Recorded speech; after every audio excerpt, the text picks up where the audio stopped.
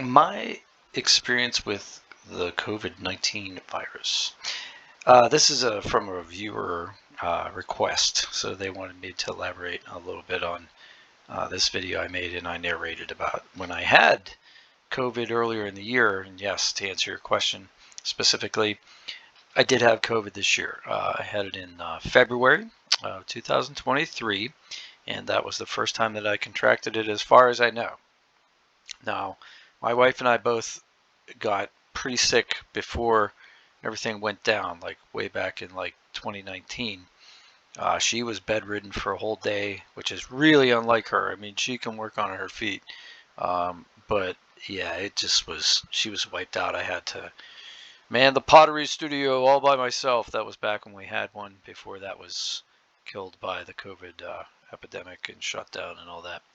And then yeah, so we were still operating on that, and I took care of things that day for her.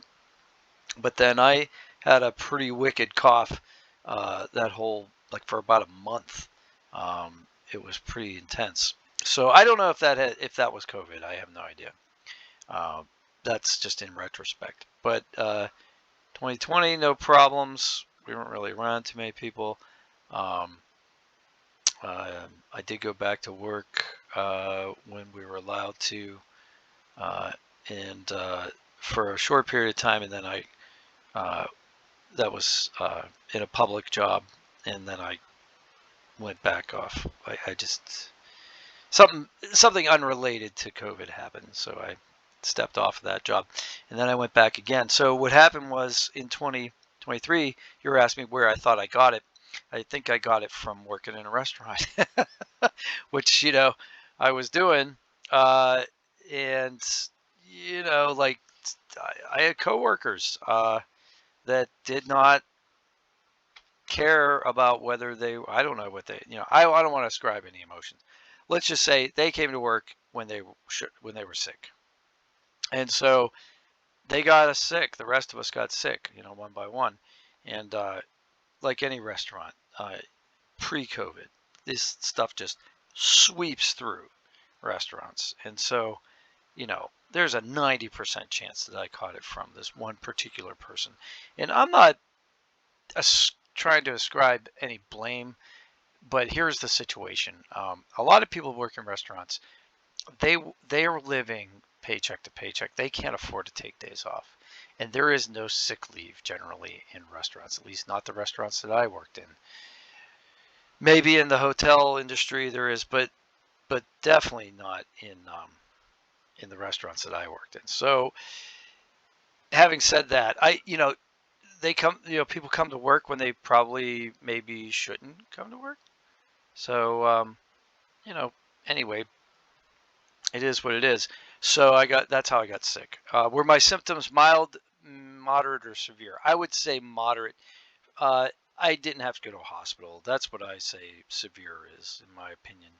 I will say this. The only reason I say moderate instead of mild is because the onset was so fast. I mean, at 6 p.m., I'm working, I was fine. At 11 p.m., I was like, there is something definitely wrong with me, and distanced myself from everyone around me that I could. But I got to tell you, it was intense. It was intense. So, um, yeah, so I was wiped out. The whole, like, Sunday was a blur. Like, I think I slept all but maybe a total of 3 hours that day. Like, I probably slept like 21 hours on Sunday. So on Monday I made an appointment, which was really cool. Let me tell you about this. I looked online to see if there were any like rapid testings, because I know there's this antiviral they have, but you have to take it within like the first 5 days, I guess, to lessen your symptoms. And it was an experimental drug at the time. I don't know what its classification is now, but I was interested at least in getting a prescription for it. So I did that, and how I did it was I went to CVS. I went to like this government website, and then it directed me to CVS, and that was close to my house, so I went to that, and I was seen that day, and I took a at-home test that was positive. They asked me what kind of test it was. I took it twice. They said, yeah, we don't have to test you again here. they recognized my symptoms. They offered to prescribe me this experimental drug. And I wasn't sure, but they filled the prescription anyway because I was going to get more tests, and they were doing that. Anyway, so I didn't end up taking the drug because there were some possible side effects and that sort of thing. And plus, I was already starting to feel better. And the lady's like, "Look, you're relatively healthy. You you're probably going to be okay. You are in the age range where you qualified to get the drug." She said, "Just fill this prescription, keep it on hand. If it happens again, obviously get diagnosed, but then you already have the drug, and it has a shelf life of I don't know how many months." So anyway, that was my thing. So what happened? But there were lingering symptoms.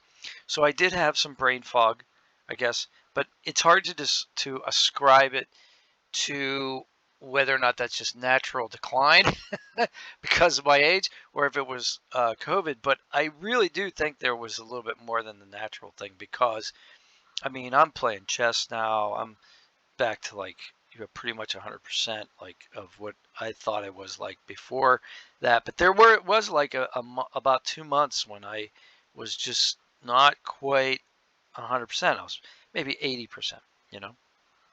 And I had a cough for like 6 weeks. In fact, I ended up going to the doctor in April again, the first week of April, because it was lingering, and I was going to do some work on camera. And I was like, I can't even do videos because I'm coughing so much. And the doctor was like, look, just wait 2 more weeks. It'll probably go away. And it did. So that was my experience. So I hope this helps you. I hope you're not experiencing too much trouble. If you are, um, I'll be thinking about you. Let us know what you're up to. And I'll tell you what, um, if you if you have any more questions, I'll be happy to answer them. But yeah, I hope this helped you. I hope you have a great day, and smashing like will help me. And subscribe if you want to see more of my videos now that I'm not coughing every other minute. Have a great day, and see you on the next one. Take care.